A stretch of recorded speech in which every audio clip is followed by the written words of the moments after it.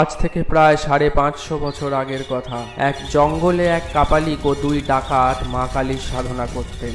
ভয়ঙ্কর ছিল সেই মূর্তি। রোজ দেওয়া হতো নরবলি।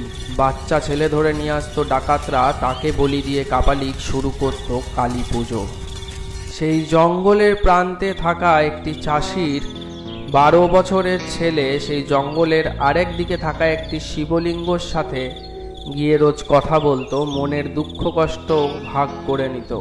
একদিন সেই বাচ্চা ছেলেটি মন্দিরে যাওয়ার পথে কাপালিকের চোখে পড়ে। অমাবস্যা আসতে কাপালিক নির্দেশ দেয় সেই ছেলেটিকে বলি দেওয়ার জন্য। ডাকাতরা তাকে জঙ্গল থেকে তুলে নিয়ে কাপালিকের সামনে যায় বলি দেওয়ার জন্য। বলির সময় নির্ঘণ্ট যখন আসে তখন বাচ্চা ছেলেটি বলে, আমাকে নয় ঠাকুরের পায়ে বলি দেবে, কিন্তু তার আগে আমাকে হাড়ি কাটে তো নিয়ে যাও। কাপালিক হেসে উঠে ডাকাতদের আদেশ দিতেই সাথে সাথে আকাশ ফেটে বেরিয়ে আসে মহাকাল।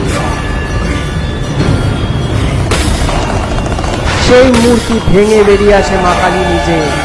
আগুনে পুড়ে যায় কাপালি। তারপর থেকে ওই মন্দিরে নরবলি বন্ধ হয়ে যায়। ডাকাতরা তারপর শুরু করে বলিহীন কালী পুজো। এটি বিহারের শিমুলতলার লাট্টু পাহাড়ের ওপরের কালী মন্দিরের ইতিহাস। এখনো আছে সেই হাড়ি কাঠ। জয় মা কালী।